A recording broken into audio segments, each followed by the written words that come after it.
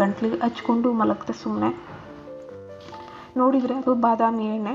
ಮಧ್ಯಾಹ್ನ ಊಟಕ್ಕೆ ಅಂತ ನಾನು ಎಬ್ಬಿಸಿ, ಈಗ ನೋವು ಹೇಗಿದೆ ಕುಮಾರ್ ಅಂತ ಕೇಳಿದ್ಲು.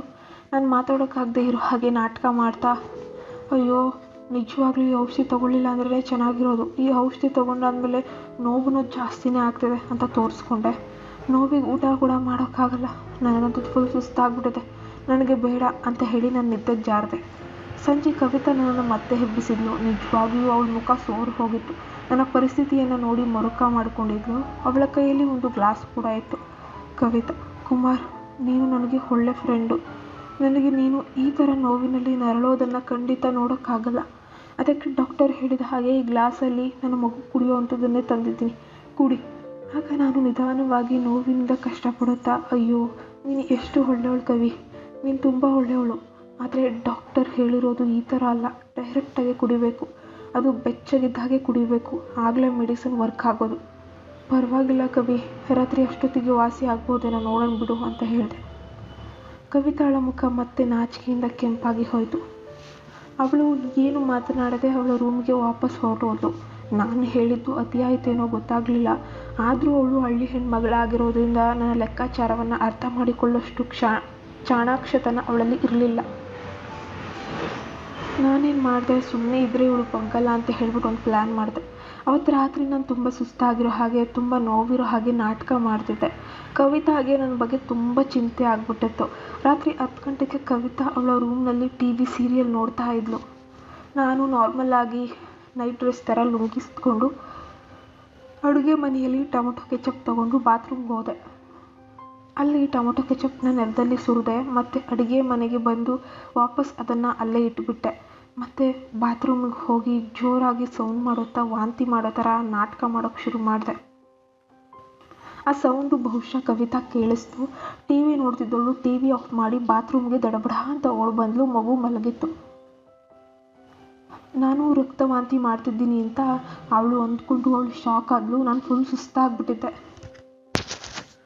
ಅಯ್ಯೋ ಏನಾಗ್ತಿದೆ, ಅಯ್ಯೋ ದೇವ್ರೇ, ಕುಮಾರ್ ಏನಾಯ್ತು ನಿಮಗೆ, ನಿಮ್ಮ ಆರೋಗ್ಯ ಯಾಕೆ ಇಷ್ಟು ಕೆಡ್ತಿದೆ, ನಿಮ್ಮ ಗಂಟಲು ನೋವು ಖಂಡಿತ ತುಂಬ ಆಗ್ಬಿಟ್ಟಿದೆ ಅನಿಸುತ್ತೆ ಅಂತ ಅಳುತ್ತಾ ಹೇಳ್ತಿದ್ಲು. ನಾನು ಪ್ರಜ್ಞೆಯಲ್ಲಿ ಇರೋ ಹಾಗೆ ನಾಟಕ ಮಾಡೋಕ್ಕೆ ಶುರು ಮಾಡಿದೆ. ಆಗ ಕವಿತಾ ನಾನು ಬೀಳದಂತೆ ನನ್ನನ್ನು ಹಿಡಿದುಕೊಂಡು ಕಾಳಜಿ ವಹಿಸಿದ್ಲು. ಕೊನೆಗೆ ಅವಳೇ ನೆಲದಲ್ಲಿ ನೀರು ಹಾಕಿ ಕ್ಲೀನ್ ಕೂಡ ಮಾಡಿದ್ಲು. ನಾನು ಪ್ರಜ್ಞೆ ಕಳೆದುಕೊಂಡಿರೋ ಹಾಗೆ ನಾಟಕ ಮಾಡುತ್ತಾ ಹಾಗೆ ಹೊರಗಿದ್ದೆ. ಒಂಥರ ಎಷ್ಟು ಖುಷಿ ಅನ್ನಿಸ್ತಿತ್ತು ಅಂದರೆ, ಇದೇನಪ್ಪ ಮೃದು ಅಂದರೆ, ಎಷ್ಟು ಮೃದು ಅಂದರೆ ರಸಗುಲ್ಲಾಗಿಂತ ಮೃದು, ಏನು ಸಾಫ್ಟಾಗಿತ್ತು, ಒಳ್ಳೆ ಮೆತ್ತನ ತಲೆದಿಂಬಿನಂತೆ. ಹಾಗೆ ಅವಳಿಗೆ ಕಾಣಿಸಿದ ಹಾಗೆ ನನ್ನ ಲುಂಗಿಯನ್ನು ಸ್ವಲ್ಪ ಸಡಿಲಿಸ್ಕೊಂಡಿದ್ದೆ. ಕವಿತಾ ನಿಧಾನಕ್ಕೆ ನನ್ನ ಬೆಡ್ರೂಮ್ಗೆ ನಿಧಾನಕ್ಕೆ ಮಗುವಿನ ಹಾಗೆ ಕರೆದುಕೊಂಡು ಹೋಗ್ತಿದ್ಲು. ಅರ್ಧ ದಾರಿಯಲ್ಲೇ ಪಾಪ ಅದು ಬಿದ್ದು ಹೋಗಿತ್ತು. ಕವಿತಾ ಅದನ್ನು ನೋಡಿ ಕಣ್ಣರಳಿಸುತ್ತಾಳೆ. ಬಹುಶಃ ಎಷ್ಟು ಚೆನ್ನಾಗಿದೆ ಅಂತ ಯೋಚಿಸಿರ್ತಾಳೆ. ನನ್ನ ಬೆಡ್ ಮೇಲೆ ಮಲಗಿಸಿ ಹತ್ತಿರದಲ್ಲೇ ಕೂತ್ಲು. ಮುಂದೆ ಏನು ಮಾಡಬೇಕಂತ ಕನ್ಫ್ಯೂಷನಲ್ಲಿ ಸ್ವಲ್ಪ ಹೊತ್ತು ಯೋಚಿಸಿದ್ಲು. ಸ್ವಲ್ಪ ಹೊತ್ತು ಯೋಚಿಸಿದ ಮೇಲೆ ಯಾವುದೋ ಒಂದು ನಿರ್ಧಾರಕ್ಕೆ ಬಂದು, ಪಾಪ ಇದಕ್ಕೆ ನಮ್ಮ ಜೀವಕ್ಕಿಂತ ಹೆಚ್ಚೇನಲ್ಲ ಅಲ್ವಾ ಇದು, ನನ್ನ ಮಗುವಿಗೆ ಕೊಡ್ತಾ ಇದ್ದೀನಿ ಅಂತ ಅಂದ್ಕೊಂಡು ಕೊಟ್ಬಿಡೋಣ ಅಂತ ಅಂದ್ಕೊಂಡವಳು. ಸ್ವಲ್ಪ ಹೊತ್ತಾದ ಮೇಲೆ ನಾನು ಇದನ್ನೆಲ್ಲ ಅರ್ಧ ಕಣ್ಣಿನಲ್ಲೇ ನೋಡ್ತಾ ಇದ್ದೆ. ನನಗೆ ಶುರು ಮಾಡಿದ್ದು ಆಹಾ ಅವಳು ಸಖತ್ ಟೇಸ್ಟಿಯಾಗಿತ್ತು ಆ ಡ್ರಿಂಕ್. ಕುಮಾರ್ ಪ್ಲೀಸ್, ನೋವಾಗುತ್ತೆ, ಬೇಗ ಕುಡಿ, ನಿನ್ನ ಗಂಟಲು ಬೇಗ ಗುಣ ಆಗಲಿ ಎಂದು ನಾನು ಒಳಗೊಳಗೆ ನಗುತ್ತಾ. ಕವಿತಾ ಅರ್ಥ ಮಾಡಿಕೊಂಡು ಅರೆಪ್ರಜ್ಞಾವಸ್ಥೆಯಲ್ಲಿ ಇರೋ ಹಾಗೆ ನಾಟಕ ಮಾಡ್ತಾ ಇದ್ದೆ. ಅವಳು ಮೊದಲಿಗೆ ಶಾಕ್ ಆಗಿ ನನ್ನ ಮುಖವನ್ನು ನೋಡಿದ್ಲು. ಯಾಕಂದರೆ ನನ್ನ ಪರಿಸ್ಥಿತಿ ಆಗಿತ್ತು. ನಾನು ನಿದ್ದೆ ಮಾಡೋ ಹಾಗೆ ನಾಟಕ ಮಾಡ್ತಿದ್ದೆ. ನಾನು ಗೊತ್ತಿರ್ತ ಹಾಗೇನೆ ಪಾಪ ಸ್ವಲ್ಪ ಜ್ಞಾನ ಇಲ್ಲ ಅಂದರೆ ಕೋಮಾ ಸ್ಟೇಜಲ್ಲಿ ಇದ್ದಾನೇನೋ ಅಂತ ಅಂದ್ಕೊಬಿಟ್ಟಿದ್ಲು ಅವಳು. ನಾನು ಹಾಗೆ ಕುಡಿತಾ ಇದ್ದಾಗ ಅವಳು ಹಾಗೆ ನಿದ್ದೆ ಮಾಡಿಬಿಟ್ಟಿದ್ಲು. ಆಗ ಸಡನ್ನಾಗಿ ನನ್ನ ಕಂಟ್ರೋಲ್ ಮೀರಿ ಶಾಕ್ ಆಗಿಬಿಟ್ಲು ಅವಳು ನನ್ನ ಕೆಲಸ ನೋಡಿ. ನಾನು ತಕ್ಷಣ ಆಗ್ತಾನೆ ಪ್ರಜ್ಞೆ ಬರುತ್ತಿರೋ ಹಾಗೆ ನಟಿಸ್ದೆ. ಪರಿಸ್ಥಿತಿ ನೋಡಿ ತಾನೇ ಬಹುಶಃ ನನ್ನ ಜೊತೆ ನಿದ್ದೆ ಕಣ್ಣಲ್ಲಿ ಆಟ ಆಡ್ಬಿಟ್ಟಿದ್ದೀನಿ ನಾನೇ ಅಂತ ನನ್ನ ತಪ್ಪನ್ನು ಅವಳ ಮೇಲೆ ಒರೆಸ್ಕೊಂಡ್ಲು. ದಿಮ್ಮಿನ ಮೇಲೆ ಮಲಗಿಸಿದ್ಲು ನನ್ನ. ಹಾಗೆ ನನ್ನ ಲುಂಗಿನ ಮುಚ್ಚಿ ಅವಳ ರೂಮಿಗೆ ಗಡಿಬಿಡಿಯಲ್ಲಿ ಹೊರಟು ಹೋದ್ಲು. ಇವತ್ತು ಆದ ಕೆಲಸ ಯಾವತ್ತೂ ಕೂಡ ಮರೆಯೋಕ್ಕಾಗಲ್ಲ. ಅವಳು ಎಷ್ಟು ಮುಗ್ದೆ, ಇದನ್ನು ನಾನು ಊಹಿಸೂ ಇರಲಿಲ್ಲ. ಅವಳ ಗಂಡ ಅದೆಷ್ಟು ಪುಣ್ಯ ಮಾಡಿದ್ದಾನೋ. ಮಾರನೇ ದಿನ ಕವಿತಾ ಎಬ್ಬಿಸಿ ಕಾಫಿ ಕೊಟ್ಟಳು. ನಾನು ಕಫ್ ತೆಗೆದುಕೊಳ್ಳುತ್ತಾ ಸ್ಮೈಲ್ ಮಾಡಿದೆ. ಅವಳು ಕೂಡ ಸ್ಮೈಲ್ ಮಾಡುತ್ತಾ, ನಿನಗೆ ಗಂಟಲು ನೋವು ಹೇಗಿದೆ ಕುಮಾರ್ ಅಂತ ಕೇಳಿದ್ಲು. ನಿನ್ನೆಗಿಂತ ಪರವಾಗಿಲ್ಲ, ಕೊಟ್ಟಿದ್ದಕ್ಕೆ ಥ್ಯಾಂಕ್ ಯು ಅಂದೆ. ಅದಕ್ಕೆ ಅವಳು, ಅದರ ಬಗ್ಗೆ ಮಾತಾಡಬೇಡ ಕುಮಾರ್, ಅದನ್ನು ಮರೆತುಬಿಡು, ಅದೊಂದು ಕನಸು ಅಂತ ಅನ್ಕೋ ಪ್ಲೀಸ್, ನನ್ನ ನಾಚಿಕೆ ಆಗುತ್ತೆ ಅಂತ ಹೇಳಿ ನನ್ನ ರೂಮಿನಿಂದ ಹೋದ್ಲು.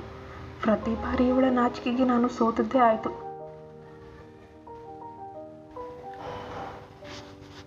ನಾನು ಅವಳು ಎಷ್ಟು ಕ್ಲೋಸ್ ಆಗಿಬಿಟ್ವಿ ಅಂದರೆ ಮಧ್ಯಾಹ್ನ ನಾನು ಅವಳ ರೂಮಿಗೆ ಗೂಳಿಯ ಹಾಗೆ ಹೋದೆ.